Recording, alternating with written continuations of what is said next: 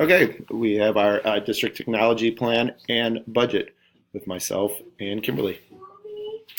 So for our planning committee, we think that that should be made up of one superintendent or other central office staff or administrator, one building principal, two technology coordinators, that could be computer teacher or other technology professional in the district, one library media specialist, three teachers. We have three buildings: elementary, middle school, and high school, so one teacher representing each of the different buildings, two students, one board member or school community member, one support staff, special education member, just to get that perspective, three parents, and one community or town official, and then a local business representative to just put their input in for what they see students should have in the future for jobs.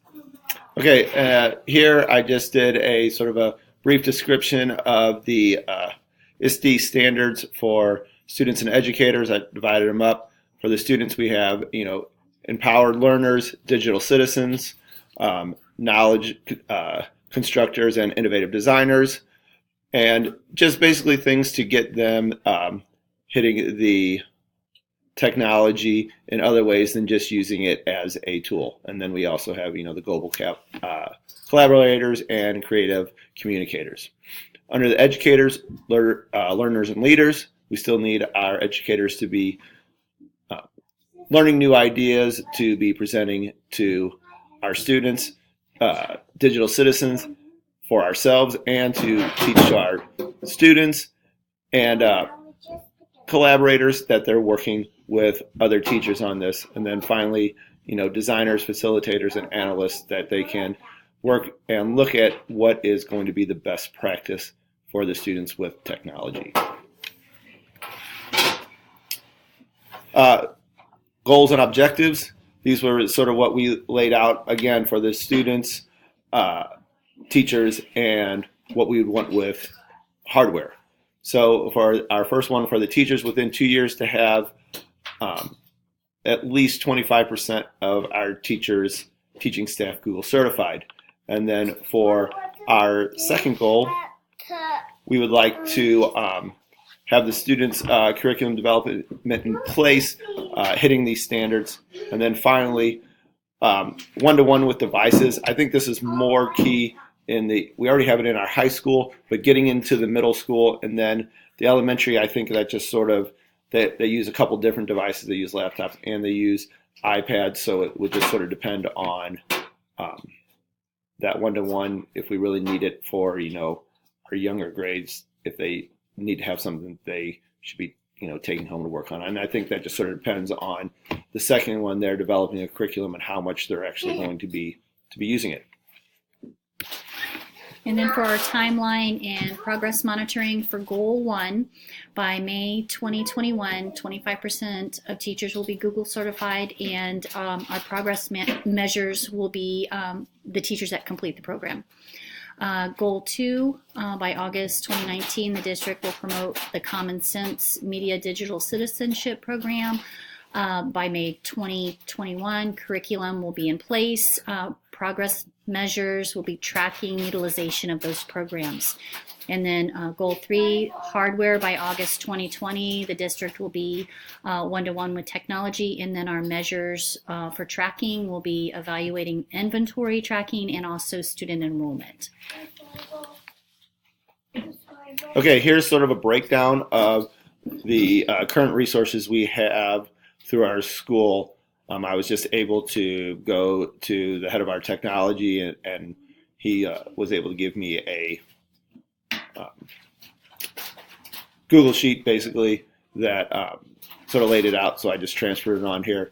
As you can see, the devices our students have, the devices our teachers have in there, and then finally our district hardware. There was a couple things I left off at district hardware that just, I didn't think were, completely relevant to this. They were just, some electronic devices that don't really, are just sort of extras that we have that don't really have a direct impact on student learning. So that's what we have for that. The things that I added as new resources, or that we added as new resources, a green screen so that kids can be able to do some more interactive stuff with that, digital camera, desktop projector, what I think a brand name might be called like an Elmo, getting more teachers the capability of that, especially in our elementary schools and our science, where they might be doing something where they need to they don't want to have all the kids right next to each other. And then finally, like we had talked about earlier, bringing that one-to-one computers to our students. Okay, and then for our annual technology budget, we set for $266,100. That breaks down as data processing services, $103,000. That consists of yearly maintenance and support payments such as our Infinite Campus, our iReady that we use for district diagnostics. For supplies and materials, $132,000. That's computers, projector bulbs, switches, wireless hardware, that sort of thing. Technology hardware, $8,000. Technology software, $5,000.